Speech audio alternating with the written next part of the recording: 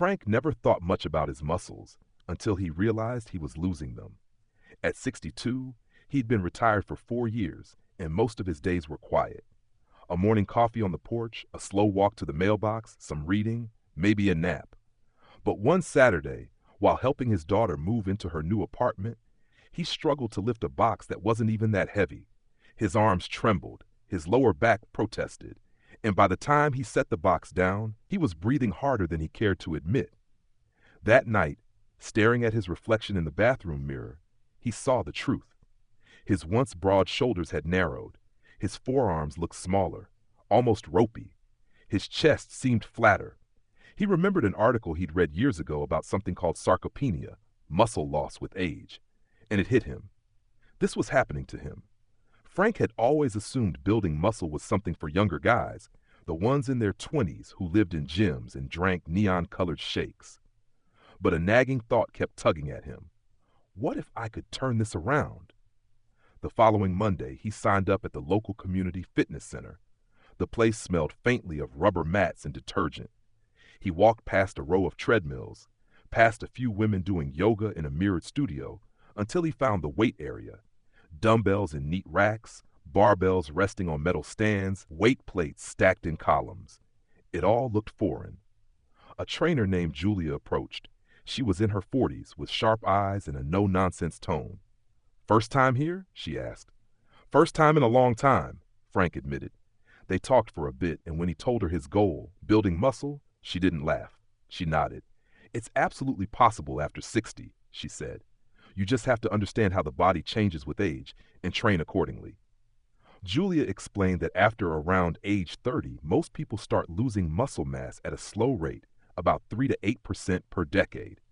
After 60, the rate can accelerate, but the loss wasn't inevitable. Strength training could stimulate the body to build and preserve muscle even in later years. Frank's first session was humbling. Julia had him do light dumbbell presses, bodyweight squats using a chair for support, and a few gentle rowing exercises with resistance bands. Each set made his muscles burn in a way he hadn't felt in decades. By the end, his arms felt heavy, and he was surprised to feel a deep sense of satisfaction rather than frustration. Over the next few weeks, Julia introduced more exercises: deadlifts with light kettlebells, step-ups on a low platform, push-ups against an inclined bench. The weights were modest, but she kept insisting on perfect form. "We're training for strength and stability," she said. "That means controlling the movement, not just moving the weight." She also told him something that stuck. Muscle growth doesn't happen in the gym. It happens when you rest and feed your body right. That night, Frank went down a rabbit hole of research. He learned that older adults need more protein than younger people to stimulate muscle protein synthesis. The magic number, according to multiple studies, was around 1.2 to 1.6 grams of protein per kilogram of body weight per day.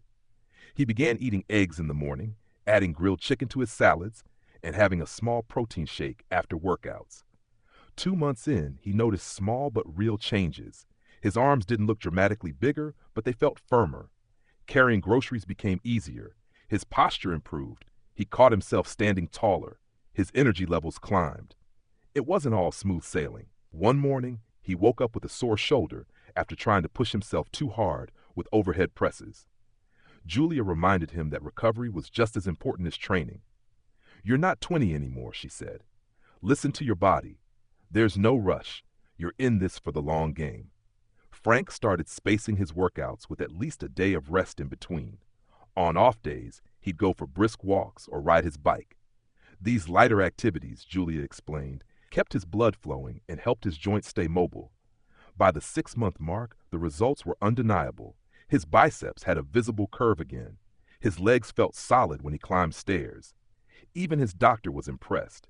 His blood pressure had dropped and his bone density scan showed improvement. The changes weren't just physical. Frank felt sharper, more alert. He started sleeping better, and perhaps most surprisingly, he felt more confident.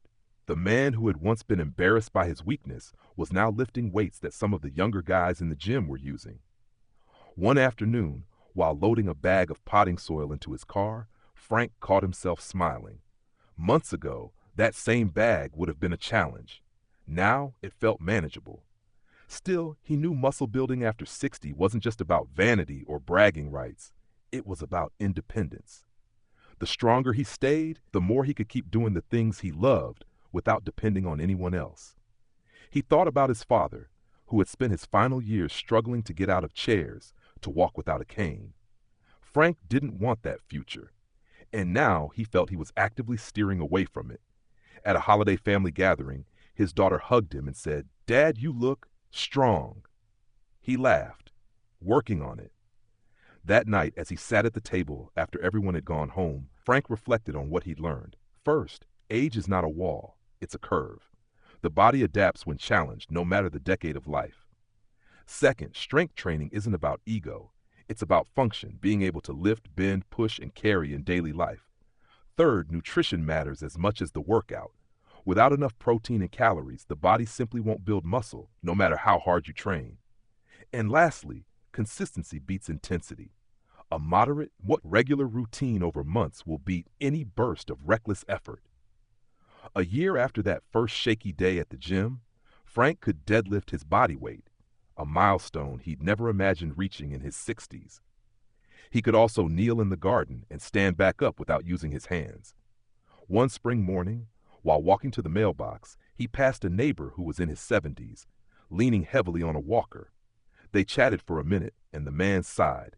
"I wish I could do what you're doing. My doctor says I'm too far gone for that." Frank hesitated, then said, "You're never too far gone to get stronger. You just have to start small." The man smiled faintly, as if unsure whether to believe him.